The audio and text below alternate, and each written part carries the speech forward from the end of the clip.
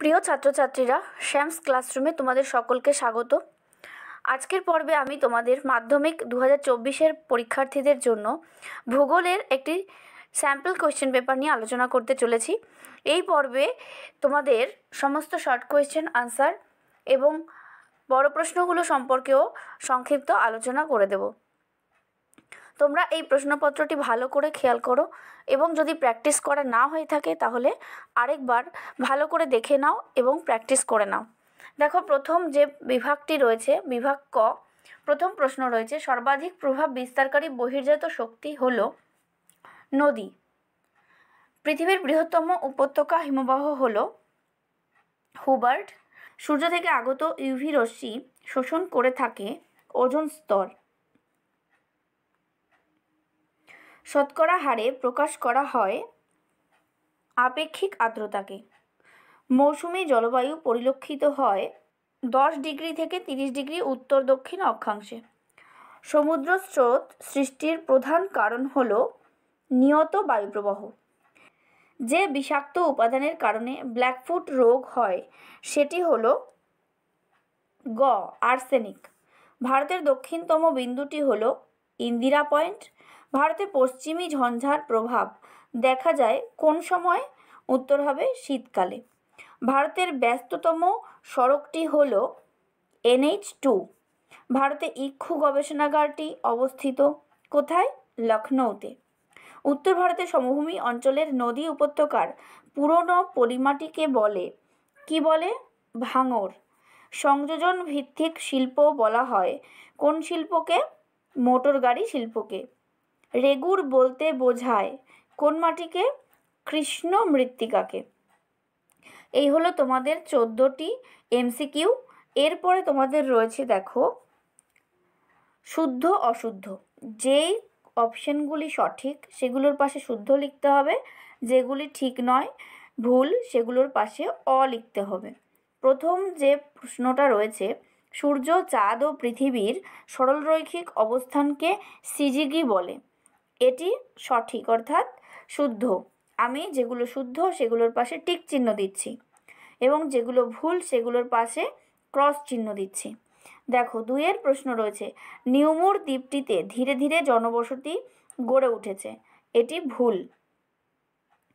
3-এ হিমাচল প্রদেশে বৈপরীত্য উত্তাপ দেখা যায়। এটি ঠিক।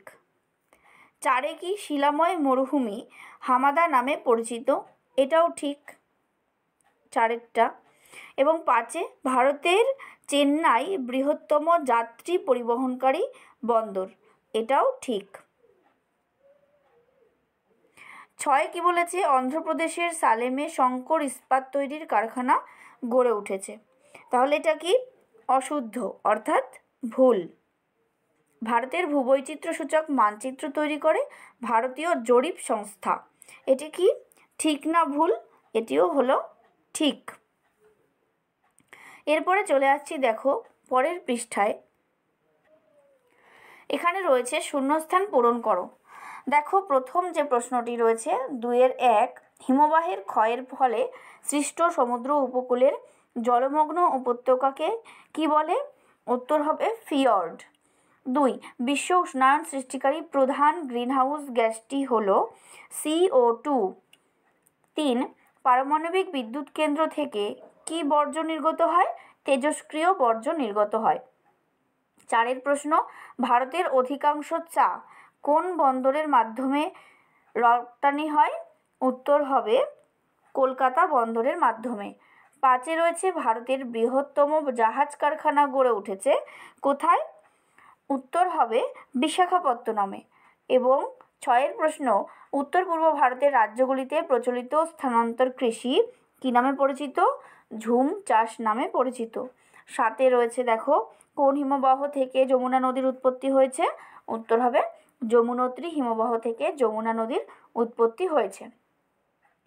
এরপরে রয়েছে তোমাদের যেটা, দেখো, 2-এর 3-এ একটি বা দুটি শব্দে উত্তর দাও। যে কোনো 6টি প্রশ্নের উত্তর দিতে বলেছে। দেখো, 1-এ রয়েছে কি? ঋতু পরিবর্তনে কোন মহাসাগরের সমুদ্র স্রোতের দিক পরিবর্তন ঘটে? উত্তর কি লিখবে? ভারত মহাসাগর। 2-এ নদীর কোন গতিতে জলপ্রপাত দেখা যায়? উত্তর লিখবে উচ্চ গতি। বা পার্বত্য গতিতে নদীর জলপ্রপাত দেখা যায়। 3 রয়েছে গঙ্গা অ্যাকশন প্ল্যান কর্মসূচিটি কত সালে গ্রহণ করা হয়? উত্তর লিখবে 1985 সালে। এবং নেক্সট কি রয়েছে, কাশ্মীর উপত্যকার পলিমাটি কী নামে পরিচিত? কাশ্মীর উপত্যকার পলিমাটি কারেওয়া নামে পরিচিত। 5 রয়েছে হিমবাহ ও পর্বতগাত্রের মধ্যে সৃষ্ট গভীর ফাটলকে কি বলে? উত্তর লিখবে বার্কশ্রুন্ড। 6 জোয়ার উৎপাদনে ভারতের কোন রাজ্য প্রথম? লিখবে মহারাষ্ট্র। 7 উপগ্রহ চিত্রের ছদ্ম রঙে নীল রং কোন রং হিসেবে প্রকাশ পায়? উত্তর লিখবে সবুজ রং। এবং 8 কোন শিল্পকে আধুনিক শিল্পদানব বলা হয়? উত্তর লিখবে পেট্রো রসায়ন শিল্পকে আধুনিক শিল্পদানব বলা হয়। নেক্সট চলে আসছি 2-4।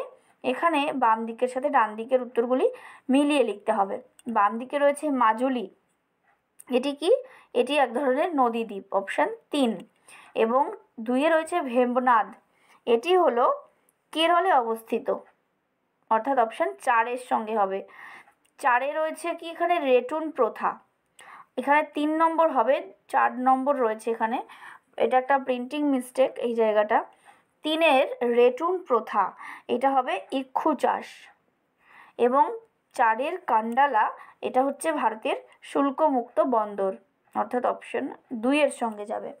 তাহলে এই হলো তোমাদের ডান দিকের সঙ্গে বাদিক বা বাদিকের সঙ্গে ডান দিক মেলানো। এরপরে চলে আসছি বিভাগ গতে। বিভাগ গতে দেখো তোমাদের 2 নম্বরের প্রশ্ন রয়েছে, এখানে এই প্রশ্নগুলোর উত্তর দিতে হবে। তোমাদের অপশান দিয়ে রয়েছে, কিন্তু প্রত্যেকটা একটা করে অথবা দেওয়া রয়েছে। 6টা প্রশ্নের উত্তর লিখতে হচ্ছে, 6 দুগুণে 12। এই প্রশ্নগুলো তোমরা একটু ভালো করে দেখে নাও, যদি তোমাদের রেডি না থাকে তাহলে রেডি করে নাও। এবং পরে দেখো রয়েছে তোমাদের বিভাগ ঘতে বড় প্রশ্ন, ইয়ারদান ও যুগানের মধ্যে পার্থক্য লেখো, অথবা বায়ুমণ্ডল উত্তপ্ত হওয়ার পদ্ধতিগুলি কী কী। তারপরে রয়েছে বর্জ্যের পরিবেশগত প্রভাব অথবা বর্জ্য ব্যবস্থাপনায় শিক্ষার্থীদের যে কোনো 3টি ভূমিকা সংক্ষেপে আলোচনা করো। নেক্সট রয়েছে ধাপ চাষ ও ফালি চাষের মধ্যে পার্থক্য কী, এবং ভারতে জনসংখ্যা বৃদ্ধির কারণ, এটাও অপশানে রয়েছে। 4 রয়েছে কি ভূবৈচিত্র্যসূচক মানচিত্র উপগ্রহ চিত্রের পার্থক্য কী কী, এবং এর সাথে অথবা দিয়ে রয়েছে ভূবৈচিত্র্যসূচক মানচিত্রে ব্যবহৃত বিভিন্ন ধরনের স্কেলের উল্লেখ করো। এরপরে যে প্রশ্নগুলি রয়েছে সেটা দেখো, বিভাগ উমো 5 দাগে রয়েছে হিমবাহের ক্ষয়কার্যের ফলে সৃষ্ট যে কোনো 3টি ভূমিরূপের চিত্রসহ বর্ণনা। এখানে তোমরা খেয়াল করবে, এখানে 2টো প্রশ্নের উত্তর লিখতে হবে, 5 দুগুণে 10, প্রত্যেকটা প্রশ্নের নম্বর হচ্ছে 5 করে। 4টে অপশান থাকছে, 4টের মধ্যে তোমাদের 2টো লিখতে হবে। তাহলে প্রথমে আমরা পেলাম হিমবাহের ক্ষয়কার্যের ফলে সৃষ্ট যে কোনো 3টি ভূমিরূপ যার চিত্রসহ বর্ণনা দিতে হবে। এবং 2 রয়েছে কি বায়ুমণ্ডলে বায়ুচাপের তারতম্যের প্রধান কারণগুলি ব্যাখ্যা করো।